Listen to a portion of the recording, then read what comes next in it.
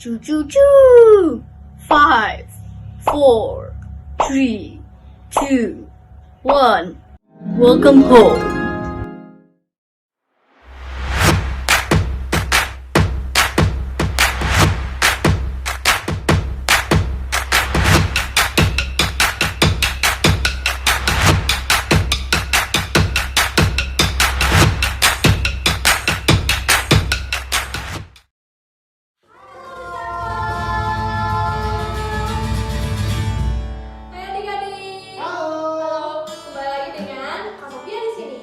Kak Vicky di sini. Yes, hari ini kita akan memuji dan memuliakan Tuhan. Ada kita sudah siap? Yes, sudah. Yes. Oke, adik-adik, sebelumnya aku mau tanya hari ini kita sedang merayakan apa ya? Merayakan apa ya? Apa ya? Oke, adik-adik, hari ini kita sedang merayakan kebangkitan Tuhan Yesus. Yes, yes. Oke, adik-adik, sudah siap ya memuji dan menyembah Tuhan? Siap. Oke, mari kita berdoa.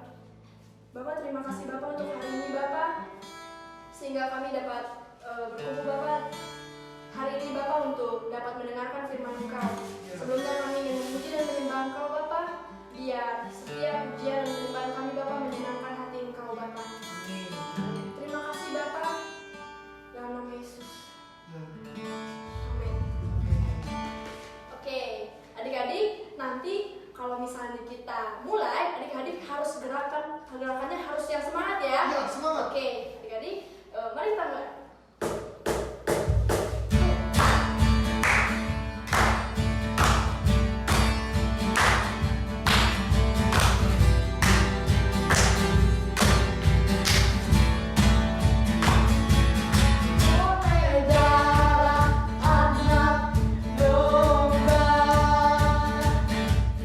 Oleh kesaksian kita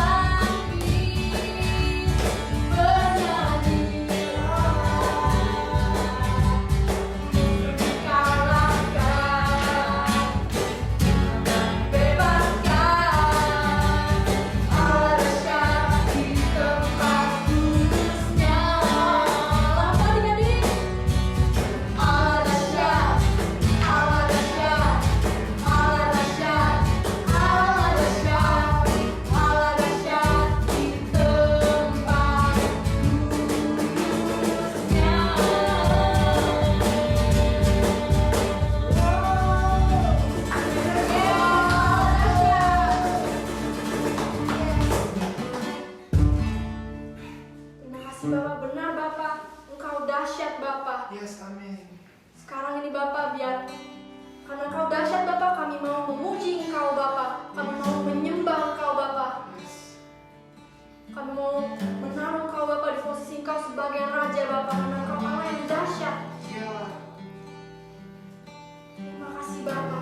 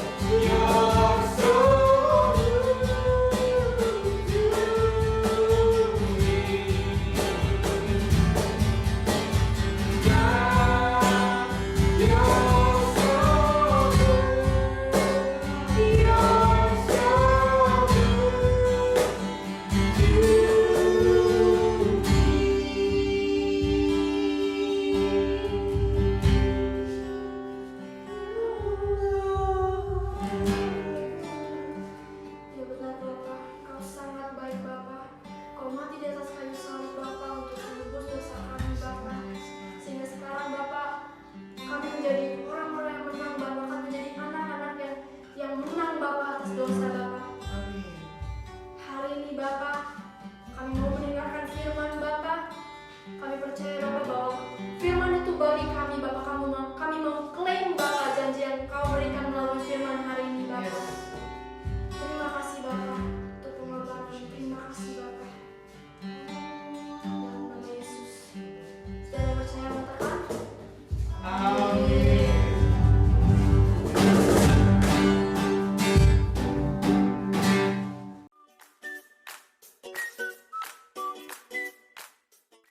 Hai Little Disciples, selamat hari Minggu. Seperti biasa, sebelum adik-adik masuk ke firman Tuhan ya, adik-adik siapin dulu Alkitab, alat tulis, dan pasti hati ya. Enjoy the service.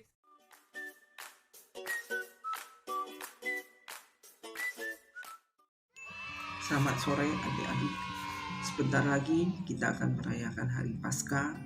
Pada kesempatan ini, Tante Rona ingin menceritakan bagaimana Yesus mati dan kemudian Dia bangkit kembali. Yesus seperti kita tahu mati di kayu salib. Ya, sangat menyedihkan, sangat mengerikan. Ya, Dia mati, disiksa, dipukul, dihina, dan terakhir Dia dipakukan di kayu salib dan Dia mati di atas kayu salib. Bagaimana semua ini bisa terjadi? Bagaimana Yesus bisa mengakhiri kehidupannya yang begitu indah dengan mati dengan cara digantung di kayu salib? Bagaimana mungkin Tuhan membiarkan anaknya dipakukan di kayu salib dan mati di sana? Ya, apakah Yesus membuat kesalahan tentang siapa Dia? Apakah Tuhan gagal? Tidak. Tuhan tidak gagal. Yesus tidak membuat kesalahan apapun. Yesus selalu tahu bahwa Dia akan mati dengan cara dipaku di kayu salib. Dan Yesus tahu Dia akan melakukan kehendak Bapa di surga yang telah mengutus Dia. Beberapa hari sebelum Yesus dibunuh, seorang wanita datang dan menuangkan minyak wangi ke kakinya. Dia membuang-buang uang, keluh para murid. Ya, Dia melakukan perbuatan baik bagiku, kata Yesus. Dia membuat suatu persiapan untuk penguburanku. Murid-muridnya berpikir itu kata-kata yang aneh. Setelah ini, Yudas, salah satu dari 12 murid Yesus, setuju untuk mengkhianati Yesus dan menjual Yesus kepada imam kepala untuk mendapatkan 30 keping perak. Pada pesta Paskah Yahudi, Yesus makan terakhir dengan murid-muridnya. Dia memberitahu mereka hal-hal indah tentang Tuhan dan janji-janjinya kepada mereka yang mengasihinya. Kemudian Yesus memberi roti dan cawan untuk mereka bagikan. Ini untuk mengingatkan mereka bahwa darah dan tubuh Yesus diberikan untuk membawa pengampunan atas dosa. Kemudian Yesus memberitahu murid-muridnya bahwa Dia akan dikhianati dan mereka akan melarikan diri. Aku tidak akan lari, Petrus bersikeras. Sebelum ayam berkokok, kamu akan menyangkal aku 3 kali. kata Yesus. Malamnya Yesus pergi berdoa di Taman Getsemani. Murid-murid yang bersama dia tertidur. Yesus berdoa, "Oh Bapakku, biarkan cawan ini berlalu dariku. Namun demikian, janganlah seperti yang kukehendaki, melainkan seperti yang Engkau kehendaki." Tiba-tiba serombongan besar orang datang membawa pedang dan pentung, dipimpin oleh Yudas. Yesus tidak melawan, tetapi Petrus memotong telinga seseorang. Dengan tenang, Yesus menyentuh telinga orang itu dan menyembuhkannya. Yesus tahu penangkapannya adalah bagian dari kehendak Tuhan. Orang-orang tersebut membawa Yesus ke rumah imam besar. Di sana, para pemimpin Yahudi berkata, Yesus harus mati. Di dekatnya, Petrus berdiri di samping api unggun dan para pelayan mengawasinya. 3 kali orang menatap Petrus dan berkata, "Kamu bersama Yesus." 3 kali Petrus menyangkalnya, seperti yang Yesus katakan. Petrus bahkan mengutuk dan mengumpat. Saat itu seekor ayam berkokok. Itu seperti suara Tuhan bagi Petrus. Mengingat kata-kata Yesus, Petrus menangis dengan sedihnya. Yudas juga menyesal. Dia tahu Yesus tidak bersalah atas dosa dan kejahatan apapun. Yudas mengembalikan 30 keping perak. Tetapi para ahli Taurat dan imam-imam tersebut tidak mau mengambilnya. Yudas membuang uang itu keluar dan gantung diri. Para imam membawa Yesus ke hadapan Pilatus, gubernur Romawi. Pilatus berkata, "Saya tidak menemukan kesalahan pada orang ini." Tapi gerombolan itu terus berteriak, "Salibkan dia! Salibkan dia!" Akhirnya Pilatus menyerah dan menghukum Yesus mati di kayu salib. Para prajurit itu meninju Yesus, meludahi wajahnya, mencambuknya. Mereka membuat mahkota duri yang tajam dan menempelkan ke kepalanya, dan memakaikannya di kepalanya. Kemudian mereka memakukan dia di kayu salib.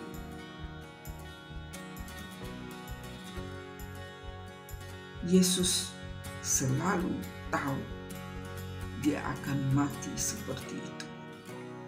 Dia juga tahu bahwa kematiannya akan membawa pengampunan bagi orang-orang berdosa yang menaruh kepercayaan mereka kepadanya. Dan ada 2 penjahat disalibkan bersama Yesus, di kiri dan di kanan. Yesus di tengah. Seorang dari mereka percaya pada Yesus dan pergi ke Firdaus. Yang lainnya tidak percaya. Ya, akhirnya dia tidak diselamatkan. Setelah berjam-jam menderita, Yesus berkata, "Sudah selesai." Dan kemudian dia mati. Pekerjaannya selesai.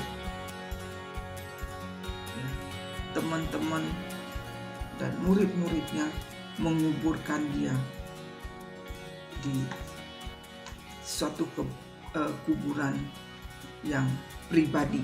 Kemudian tentara Romawi menyegel dan menjaga makam itu. Sekarang tidak ada yang bisa masuk atau keluar. Jika ini adalah akhir dari cerita, betapa menyedihkan. Tetapi Tuhan melakukan sesuatu yang luar biasa. Yesus tidak tetap mati. Dia hidup, dia bangkit. Pagi-pagi sekali pada hari pertama minggu itu, beberapa murid Yesus menemukan batu itu terguling dari kuburan. Ketika mereka melihat ke dalam, Yesus sudah tidak ada lagi. Seorang wanita tinggal dan menangis dekat kuburan. Yesus menampakkan diri padanya. Kemudian dia bergegas kembali dengan gembira untuk memberitahu murid-murid lainnya, Yesus hidup, Yesus hidup, Yesus hidup, Yesus telah kembali dari kematiannya. Segera Yesus datang kepada murid itu dan menunjukkan kepada mereka tangannya yang luka bekas paku.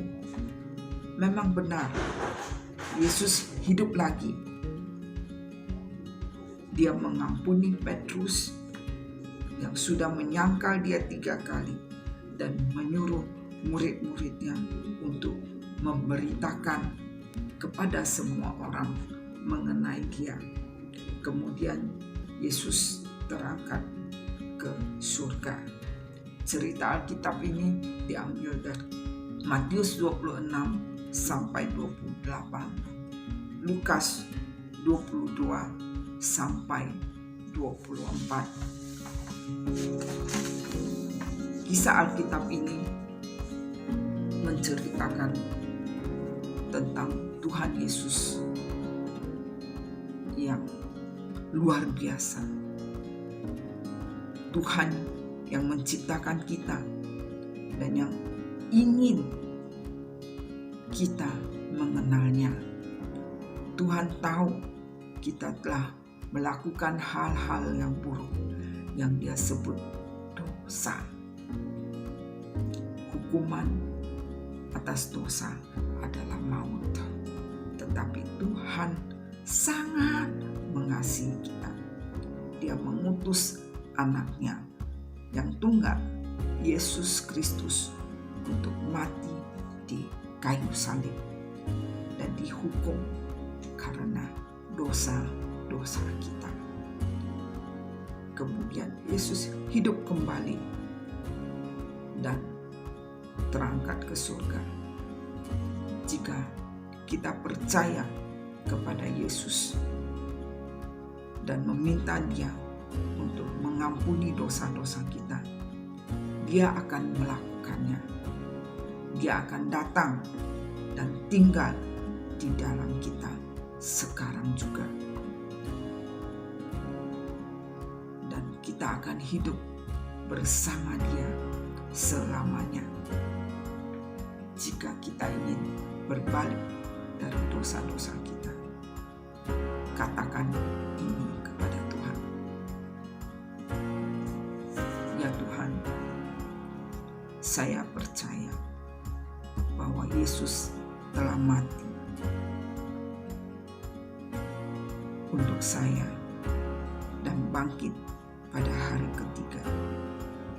Tuhan Yesus, masuklah ke dalam hati saya dan menjadi Tuhan dan Juru Selamat di dalam hidup saya. Sehingga saya memiliki hidup yang baru sekarang. Dan Tuhan, bantu aku untuk hidup sebagai anak-Mu. Terima kasih Tuhan Yesus. Amin.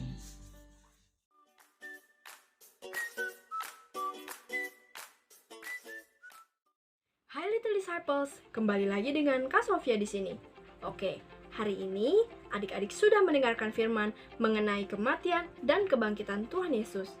Nah, adik-adik sudah siap untuk menjawab pertanyaan mengenai firman hari ini? Jika adik-adik sudah siap, adik-adik boleh menuliskannya di kolom live chat. 1, 2, 3. Sip, kita lanjut ke pertanyaan yang pertama. Pertanyaan nomor 1. Menurut Alkitab, apa sih sebenarnya hukuman atas dosa? Lanjut ke pertanyaan kedua ya. Oke, nomor 2. Tadi Miss Rona sudah bahas mengenai kematian Tuhan Yesus. Nah, menurut adik-adik, mengapa sih Yesus harus mati di atas kayu salib? Nomor 3. Apa arti dari kematian dan kebangkitan Tuhan Yesus di dalam hidup adik-adik? Oke, pertanyaan nomor 4. Tadi Miss Rona ada cerita mengenai syarat-syarat dan juga mengenai pengampunan. Nah, menurut adik-adik, apa sih yang bisa kita lakukan untuk dapat menerima pengampunan?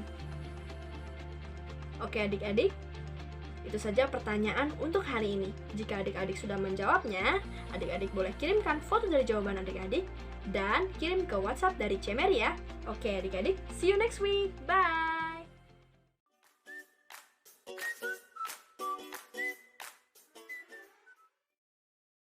Kematian Yesus Kristus, Sang Juru Selamat manusia, adalah peristiwa agung yang menggenapi nubuat tentang Mesias.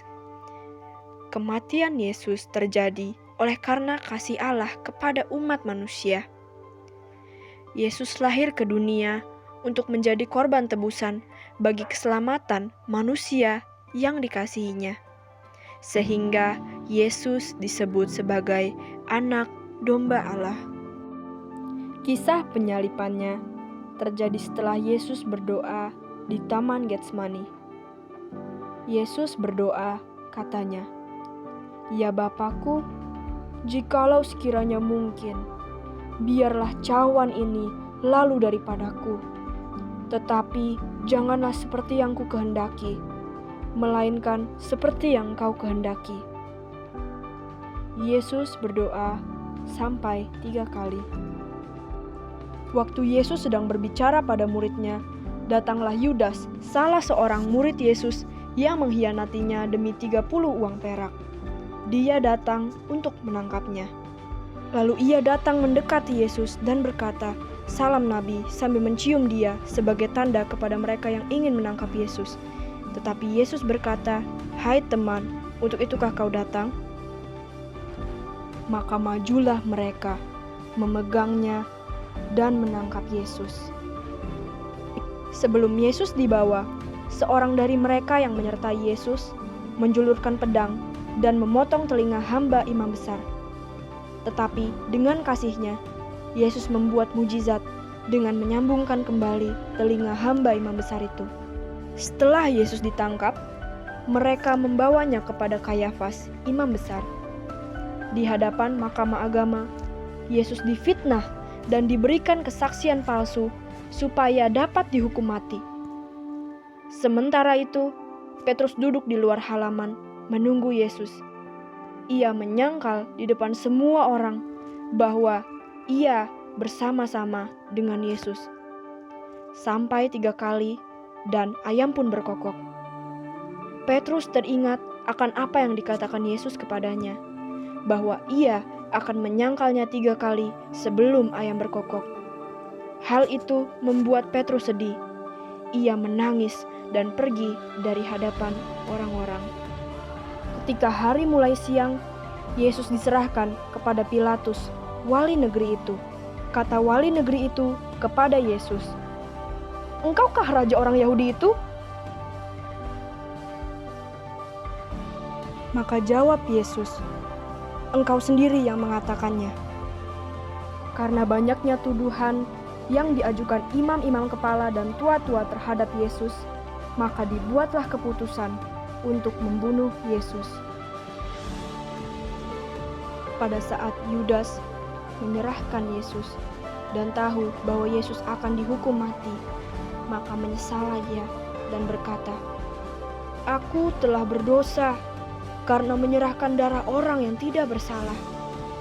Kemudian ia melemparkan uang perak itu ke bait suci, lalu pergi dari situ dan menggantung dirinya.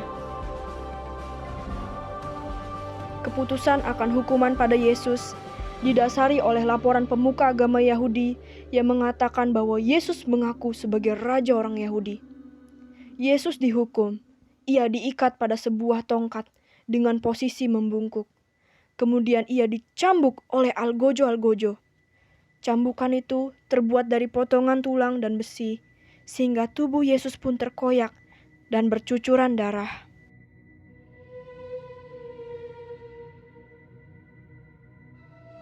Tak hanya dicambuk, mahkota duri juga dipasangkan pada kepalanya.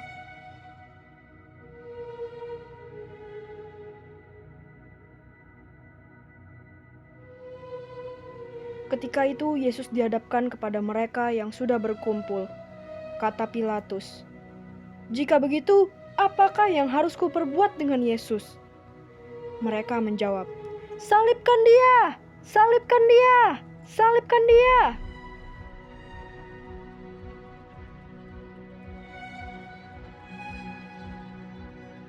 Kemudian mereka membawa Yesus untuk disalibkan. Yesus disalibkan di sebuah bukit bernama Golgota, yang artinya tempat tengkorak. Yesus disalibkan bersama 2 orang pencuri di sebelah kanan dan di sebelah kirinya.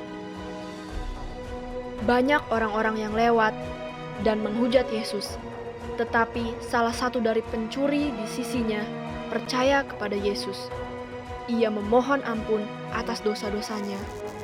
Yesus berkata, "Hari ini juga kamu akan bersamaku di Firdaus."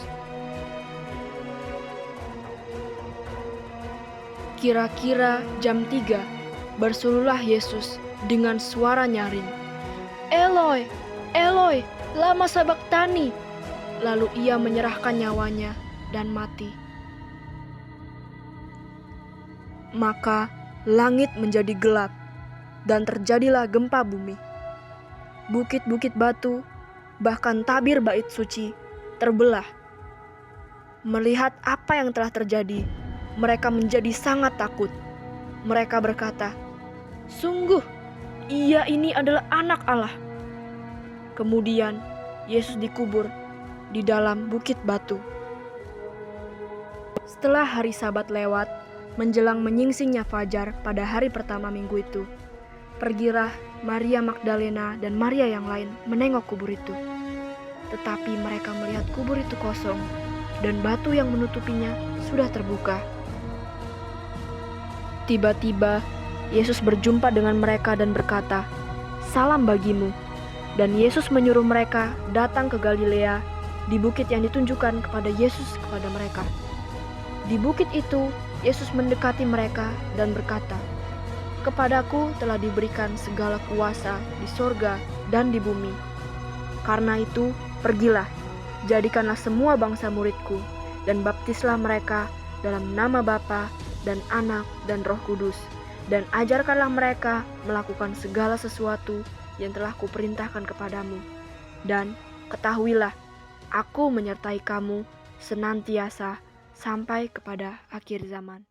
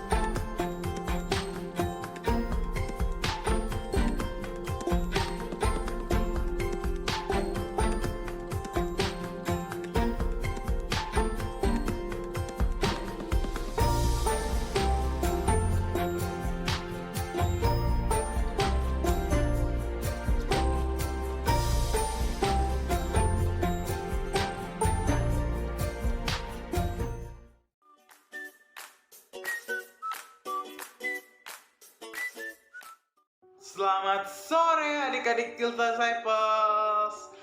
Kembali lagi pada sore hari ini. Seperti biasa kita akan bersama-sama menghafalkan ayat hafalan nih adik-adik. Tapi sebelum itu adik-adik, Koko minta tolong nih adik-adik. Adik-adik tolong komen, tulis di kolom komentar gimana kabar adik-adik semuanya pada hari ini. Karena Koko pengen banget denger nih gimana kabar adik-adik semua. Oke adik-adik, sudah ya? Nah adik-adik, apakah adik-adik udah ada yang tahu ayat hafalan kita pada hari ini apa? Ayat hafalan kita pada hari ini terinspirasi dari 2 hari yang lalu adik-adik. Adik-adik ada yang tahu 2 hari yang lalu itu ada apa? Ada event apa adik-adik? Nah adik-adik, 2 hari yang lalu kita merayakan hari kebangkitan Tuhan Yesus atau kita kenal sebagai hari Paskah. Maka hari ini ayat hafalan kita terinspirasi dari kejadian tersebut adik-adik. Oke adik-adik, mari kita mulai ya. 1 Korintus 6 ayat 14. Allah yang membangkitkan Tuhan akan membangkitkan kita juga oleh kuasa-Nya. Adik-adik kita disciples, dari ayat firman Tuhan ini kita sama-sama dapat merenungkannya adik-adik. Waktu Tuhan Yesus telah dibangkitkan oleh Allah dari antara orang mati, sebenarnya adik-adik, itulah yang terjadi sama kita juga adik-adik. Waktu kita sudah menerima Tuhan Yesus sebagai Tuhan dan Juru Selamat kita digantikan rohnya oleh roh Allah adik-adik. Kita sudah lahir baru adik-adik. Kita sudah bangkit adik-adik. Dari kematian kepada kehidupan adik-adik. Nah adik-adik disciples, itulah ayat hafalan kita pada hari ini.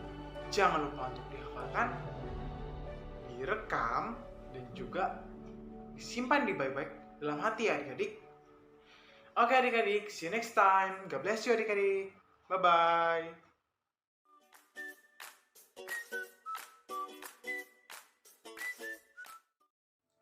Hai Little Disciples, kita berjumpa lagi di minggu ini. Nah adik-adik, kakak punya informasi penting loh. Apa aja sih informasi-informasinya? Kita mulai dari yang pertama, yaitu absen online di kolom live chat dan juga di kolom komentar bagi adik-adik yang sudah tidak bisa absen di live chat. Nah, pastikan adik-adik on time ya setiap minggunya. Lanjut ke yang kedua, yaitu mengikuti setiap aktivitas yang sudah diberikan para kakak. Jangan lupa untuk dikerjakan dan langsung dikumpulkan ke cemeri ya adik-adik. Yang ketiga dan juga yang terakhir, apa ya kira-kira? langsung saja yuk. Yang terakhir yaitu ada doa revival Little Disciple setiap hari Rabu jam 7:30 malam. Nah adik-adik, kakak dorong adik-adik semuanya untuk mengikuti doa ya. Sekian informasi di minggu ini. Selamat hari Minggu dan juga selamat hari Paskah. Bye-bye.